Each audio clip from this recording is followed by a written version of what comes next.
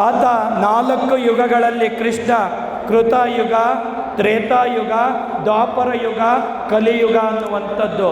ಶ್ರೀಕೃಷ್ಣ ದ್ವಾಪರ ಯುಗದಲ್ಲಿ ಜನಿಸಿ ಈ ಕಲಿಯುಗದಲ್ಲಿಯೂ 2 ಯುಗಗಳ ಕಾಲ ತನ್ನ ಶಕ್ತಿಯನ್ನು ಯಾವುದೇ ಜಾತಿ ಮತ ಪಂಥಗಳ ಭೇದವಿಲ್ಲದೆ ಸರ್ವ ಜನಾಂಗದರು ಈ ಶ್ರೀಕೃಷ್ಣನನ್ನು ಪೂಜಿಸುವಂತಹ ಒಂದು ಆರಾಧಿಸುವಂತಹ ಭಕ್ತರನ್ನು ಈ ನಾಡಿನಲ್ಲಿ ನಾವು ಕಾಣುವಂಥದ್ದು.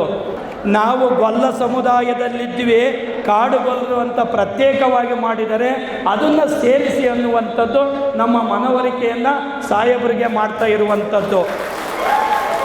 ಇವತ್ತು ST ಫೈಲು ವಾಪಸ್ ಬಂದಿದೆ. ಯಾಕೆ ಬಂದಿದೆ ಅನ್ನುವಂಥದ್ದು ಭಾಳ ಮುಖ್ಯವಾಗಿರುವಂಥದ್ದು. ಬಂದಿರೋದು ಒಂದೇ ಒಂದು ಕಾರಣ, ನಮ್ಮಲ್ಲಿ ಒಗ್ಗಟ್ಟಿಲ್ಲ, ಬಲವಿಲ್ಲದ ಮಾತಿಗೆ ಬೆಲೆ ಇಲ್ಲ ಅನ್ನುವಂಥದ್ದು.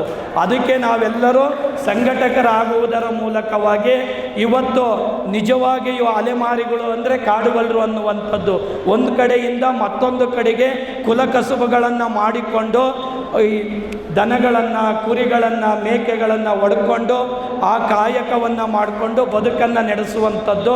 ಹಾಗಾಗಿ ಇವತ್ತು ಶ್ರೀಕೃಷ್ಣ ಪರಮಾತ್ಮ ನೀನು ನಿನ್ನ ಗಂಡನ ಪಾವಿತ್ರತೆಯನ್ನು ಕಾಪಾಡುವುದಕ್ಕೋಸ್ಕರ ಗಾಂಧಾರಿ ನೀನು ಕಣ್ಣಿಗೆ ಬಟ್ಟೆಯನ್ನು ಕಟ್ಕೊಂಡೆ.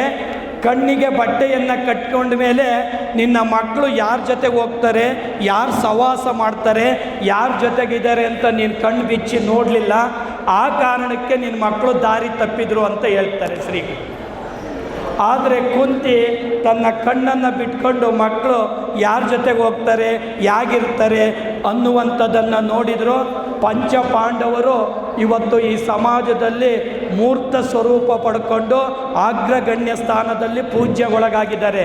ಇವತ್ತು ಸಮಾಜದ ಬಾಂಧವರಿಗೆ ಒಂದು ಕಿವಿ ಮಾತು ಏನಪ್ಪ ಅಂದರೆ, ಅಜ್ಞಾನ, ಅಂಧಕಾರ, ಅನಕ್ಷರತೆ ಅನ್ನುವಂಥ ಕಣ್ಣಿಗೆ ಬಟ್ಟೆಯನ್ನು ಕಟ್ಟಿರೋದನ್ನು ಬಿಚ್ಚಿ ತಮ್ಮ ಮಕ್ಕಳಿಗೆ ಶಿಕ್ಷಣವನ್ನು ಎಲ್ಲೆವರೆಗೂ ಕೊಡೋದಿಲ್ವೋ ಆಗ ಸಮಾಜ ಮುಂದೋಗೋದಿಲ್ಲ.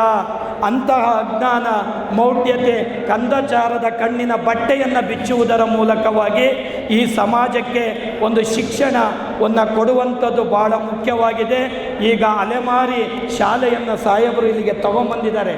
ನಿಜವಾಗಲೂ ಅವ್ರನ್ನ ಭಗೀರಥ ಅನ್ನುವಂತೆ ಕರೆಯುವಂಥದ್ದು, ಅನೇಕ ಚೆಕ್ ಡ್ಯಾಮುಗಳನ್ನು ನೀರು ತುಂಬಿಸುವಂಥದ್ದು.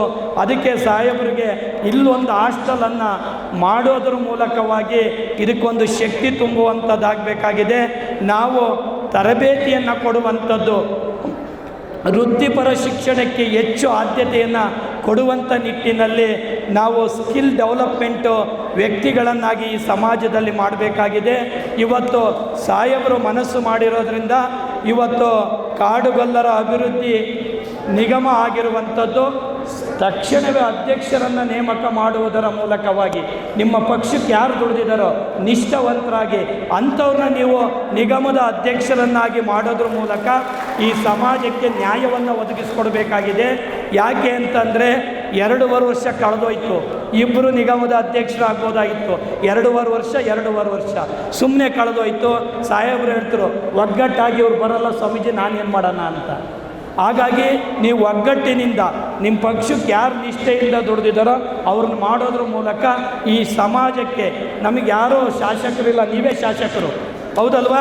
ಸಾಹೇಬರೇ ಶಾಸಕರು ಅನ್ನುವಂಥದ್ದು ಅದನ್ನು ಕಾಯ ವಾಚ ಮನಸ್ಸಾರೆ ಸಾಹೇಬರು ಮಾಡಲಿ ಅನ್ನುವಂಥ ಮಾತನ್ನು ಹೇಳ್ತಾ ನಿಮ್ಮೆಲ್ಲರಿಗೂ ಒಳ್ಳೆಯದಾಗಲಿ. ಸಮಯ ಆಗಿದೆ.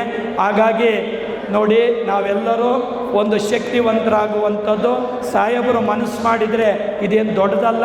ಇನ್ನು 2 ದಿವಸದಲ್ಲಿ ನಿಮಗೆ ಸಿಹಿ ಸುದ್ದಿಯನ್ನು ಸಾಹೇಬರು ಕೊಡ್ತಾರೆ ಅನ್ನುವಂಥ ಮಾತನ್ನು ಹೇಳ್ತಾ, ಮಾತಿಗಿಂತ ಮೌನಕ್ಕೆ ಅಧಿಕ ಬೆಲೆ ಇದೆ ನೋಡ, ಹಾಡುವಂಥ ಮಾತ ತೂಗಿ ನೋಡು, ಬೇರೊಂದು ಜೀವಕ್ಕೆ ಬೇಕಾದ ಮಾತಾಡು, ಬೇಸರವೆನಿಸುವ ಮುನ್ನ ಸಾಕು ಮಾಡು ಸರ್ವಜ್ಞ ಎಂಬಂತೆ ನಿಮ್ಮೆಲ್ಲರಿಗೂ ಶರಣಾರ್ಥಿ.